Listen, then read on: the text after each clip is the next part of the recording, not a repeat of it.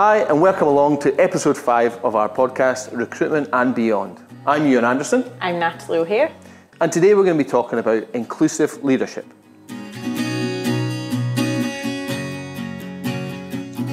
So today we're going to talk about inclusive leadership, or I suppose inclusion, the whole topic. But I was interested around this inclusive leadership because it's a bit of a challenge, I suppose, for a number of organisations, a number of leaders. But I wanted to get underneath the skin of this and really understand what it is to be that inclusive leader. Is it a case that, can somebody do it who's running a massive organisation, or is it something that's really only relevant to startups?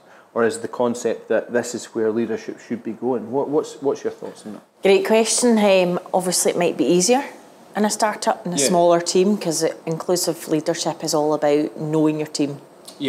Absolutely getting right deep and knowing it as an individual rather than just their name, knowing them as an individual, from knowing their family to what makes them tick to what makes them most productive.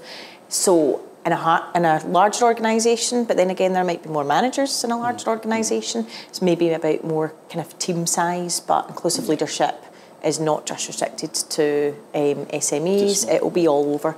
But I guess SMEs would be our focus to get it right.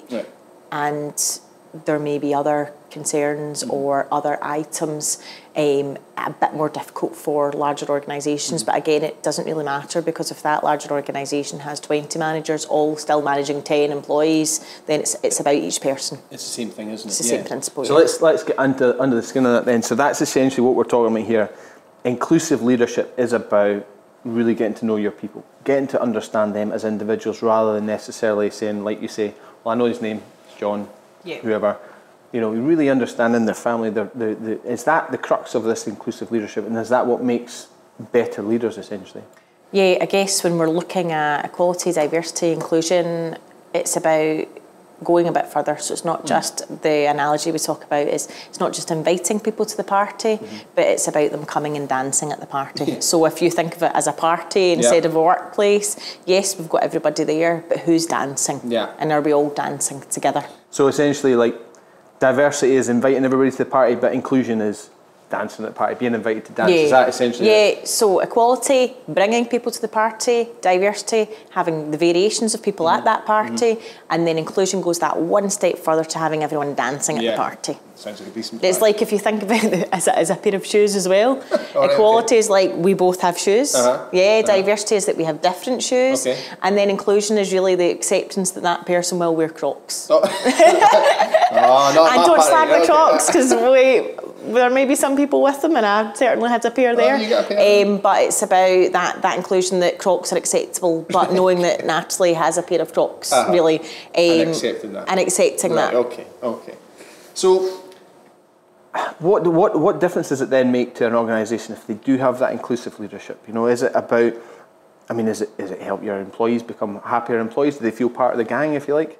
Yeah, it's about collaboration as well, isn't it? It's about each person. So having that inclusive leadership, knowing, understanding, but also allowing them to contribute. So it goes much further. It's about them. Instead of having this top-heavy leadership style, it's about decisions being making from the ground as well, which can only help a business, from profitability to all of the other areas, engagement, that would come with the benefits of having that. Because I suppose it's a real challenge to get that decision-making tree and really include everybody's ideas, essentially, isn't it? I think that's where a lot of innovation comes from, is when you invite the ideas from the team who are maybe on the shop floor, or they're delivering a lot of this.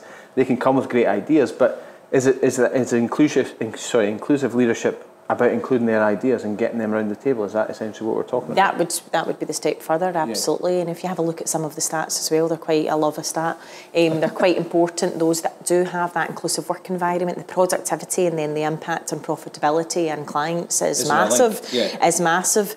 And when we get right back to, obviously we've got diversity, we've got inclusion, we've got equality, we've got all of that. And if we look at even step back from inclusion to the diversity part, by having more diverse teams, apparently will attract more customers and suppliers to engage with your company, and then we get the inclusion from there as well, driving on from the diversity. So it's huge. We could have hours talking about this. And it does have a bottom line impact as well, doesn't it? I mean, essentially that's what we're talking about. The stats are there. The stats are there to prove that it would have an impact, and that's maybe what the driver, if a business is thinking, oh, what is all this stuff, it's the driver. Well, I suppose that's my question to a lot of those companies out there who are saying, look, this is really important, I've got to get this product, to get this laptop out, or whatever it is. Yeah. It really does make a difference, doesn't it, that bottom line? Yeah, absolutely. And so, what is it that makes an inclusive leader then? So what are we talking about? What are the skills? Are we talking soft skills? Are we talking, what do they need to have as an inclusive leader? Yeah, a lot of the stuff is behavioural driven. It's the how.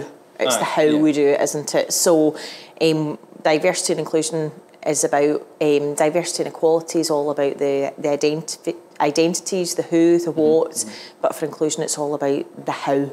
Okay. So it's about the empathy. Right. And real managers, do we have that? Do we need to keep testing that in ourselves? It's about removing those unconscious biases. It's about the emotional intelligence as well of line managers and their capability. It's about the curiosity to understand and find out and want to, the desire and the ambition to find out and want to find out about someone as well, and the courage to drive that as well. So you touched on that actually, the emotional intelligence that the leaders would need to have, but what does that actually mean? What does that mean to our listeners? What is emotional intelligence? We hear this word all the time, don't we? And people throw it about, but actually understanding emotional intelligence is knowing and understanding your own emotions, but also being able to have the ability to understand and interpret others. So having that self-reflection, having that empathy. And many managers probably, it's difficult, it's not natural. It's not natural. Maybe for their own emotions, but maybe to manage other people's emotions, that element of empathy is fairly difficult to manage. Because sometimes it's overlooked because we just need to get the job done. Let's just get it done. But really recognising, I suppose it goes into a number of different areas, recognising that your team are having a tough time. Not everybody's on an even keel coming into work doing their job every day, are they? Absolutely not. So it's really important, but it's not just, it probably takes quite a lot of time. Aye, and I suppose that's the thing when you become a manager, sometimes you think, well, I've still got to do my job, I've still got to get these done.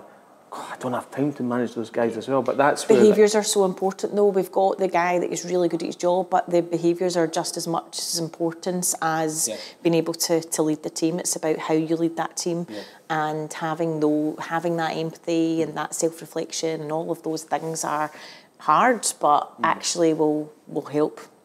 So, is there ways to help people grow and develop that emotional intelligence, that empathy? Is that something it's inbuilt, or is that something that there are training programs that can help people? Yeah, absolutely. There might be that inbuilt. And some people have just got it, haven't they? Some people may have a higher level of emotional intelligence than others, and it would be good for that self-reflection as well. And starting, people don't know where they are unless they know where they are. But you'll see the individuals that maybe reach out a bit more and do understand a wee bit more, or why is she not here on time at 9 o'clock? Where actually the emotional intelligent manager will be like, I wonder what's happened.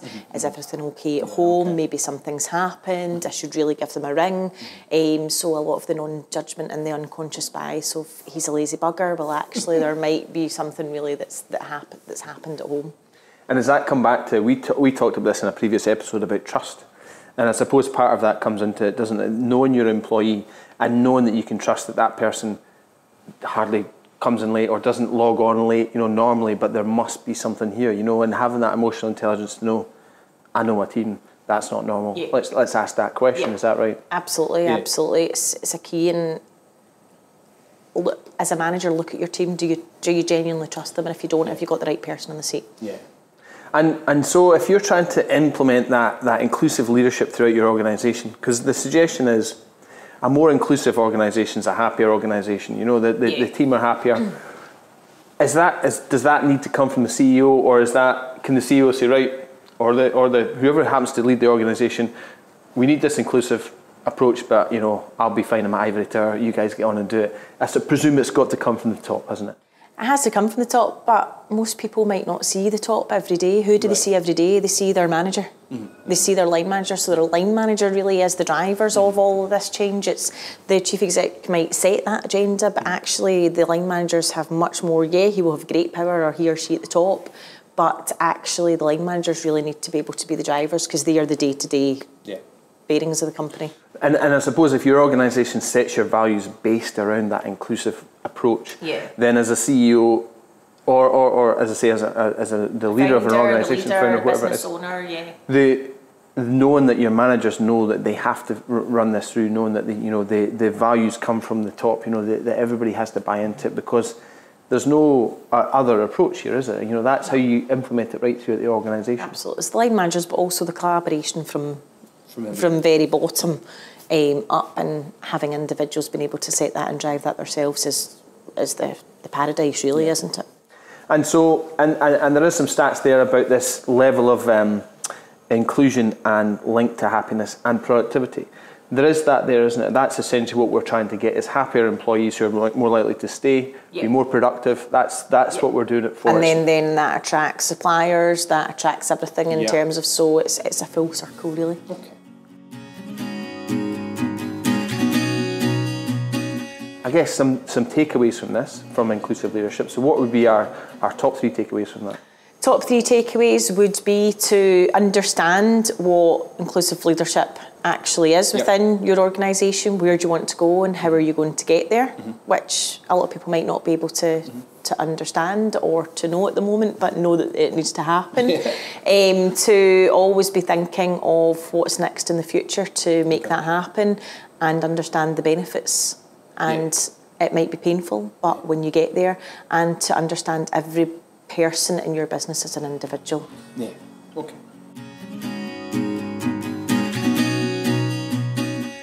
Thanks for listening. Make sure you subscribe to our podcast and leave us a 5-star review. And if you're watching on YouTube, like and subscribe. And if there are any topics you'd like us to discuss, just get in touch.